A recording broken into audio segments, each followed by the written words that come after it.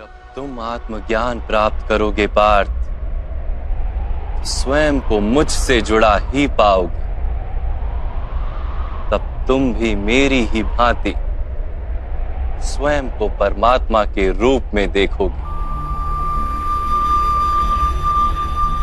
किंतु उस पद को प्राप्त करने हेतु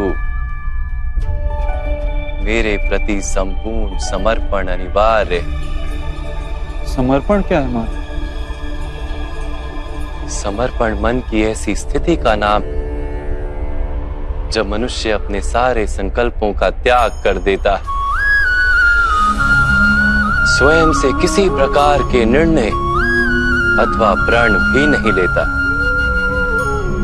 जिस प्रकार के कार्य उसे दिए जाते हैं उसी प्रकार के कार्य करता है।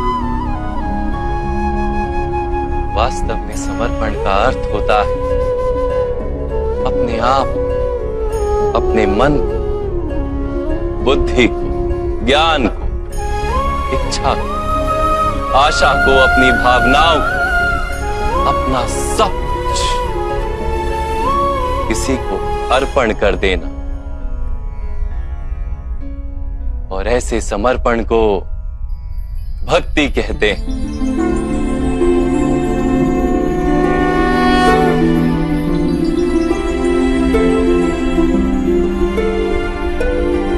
पत्नी का समर्पण पति की ओर, एक योद्धा का समर्पण सेनापति की ओर। एक शिष्य के हृदय में गुरु भक्ति होती है। क्या ये सारी भक्तियां एक समान? क्या सबको ईश्वर की प्राप्ति होती है? नहीं पार्थ, मनुष्य जिसके प्रति समर्पित होता है उसी के रूप में ढलने लगता है। उसके मन में कोई संदेह, कोई प्रश्न जन्म नहीं लेता। किसी दुष्ट के प्रति समर्पण उस मनुष्य के कार्यों को दूषित कर देता है। अंगराज कर्ण ने धर्म को जानते हुए भी द्यूत सभा में पांचाली को अपशब्द कहे थे। जो 5-5 पुरुषों के साथ संबंध रखती है, वैश्या होती है ऐसी स्त्रियां, वैश्या होती है ऐसी स्त्रियां। उसका कारण था अंगराज का भ्राता दुर्योधन के प्रति समर्पण। इस युद्ध में उन्हें जो दंड मिलेगा वो किसी जन या जाति के लिए नहीं, अथवा एक दुष्ट के प्रति समर्पण के लिए उन्हें दंड मिलेगा। इसलिए हे धनंजय, समर्पण उत्तम के प्रति होना आवश्यक है।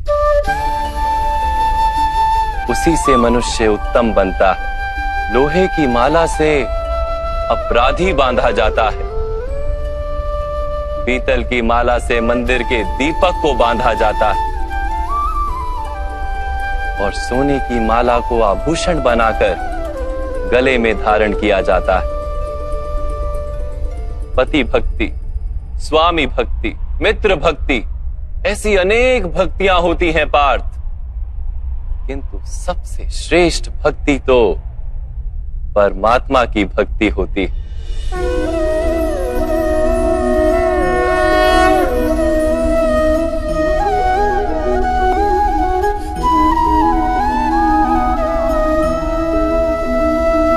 किंतु परमात्मा की भक्ति का सांख्य अथवा कर्म योग से क्या संबंध है? सांख्य योग के कारण मनुष्य स्वयं को आत्मा के रूप में जानता है।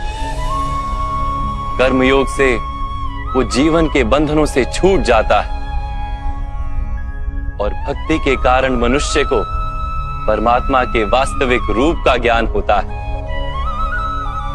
परमात्मा के ज्ञान से मनुष्य जन्म मरण के फेरों से छूटकर सच्चिदानंद स्वरूप को प्राप्त कर लेता है। परमात्मा में समाकर स्वयं परमात्मा हो जाता है।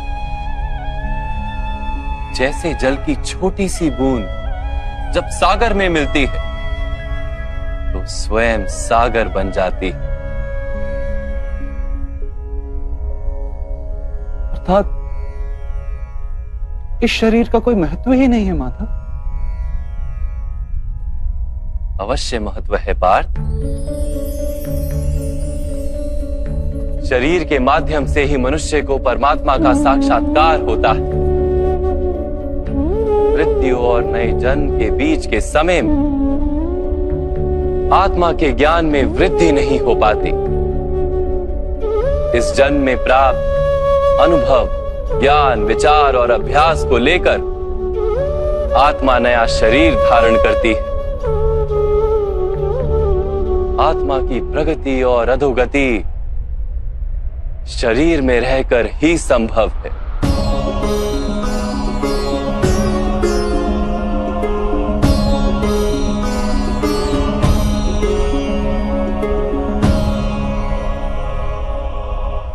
परंतु माधव, यहां उपस्थित व्यक्तियों का वध करके क्या हम उनके उद्धार की संभावना को नष्ट नहीं कर देंगे?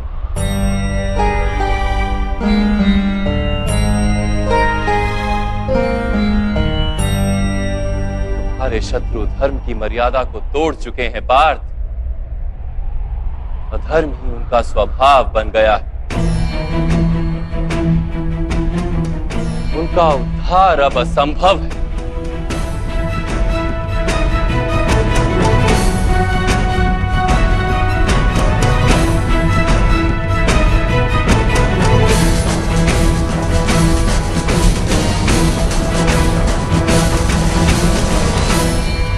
अपराधी को एक सीमा तक ही उद्धार का अवसर दिया जा सकता है। मैंने शिशुपाल के 99 अपराधों को क्षमा किया था, किंतु 100 अपराधों के पश्चात उसे दंड देना आवश्यक था।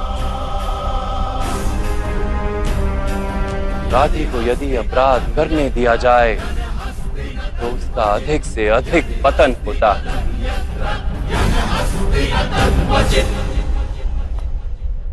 उसे अधर्म से रोकने में ही करुणा है धनंजय। ये आत्माएं मरेंगी नहीं।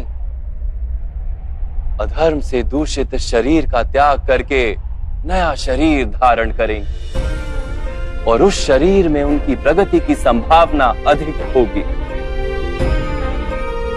इस विचार से यदि तुम युद्ध करोगे तो वो उचित है। मनुष्य का शरीर उसकी संपत्ति भी है और मर्यादा भी। धर्म के मार्ग पर प्रवास करने वाला मनुष्य अपने शरीर को शुद्ध करता है और उसके माध्यम से आत्मा का साक्षात्कार करता है।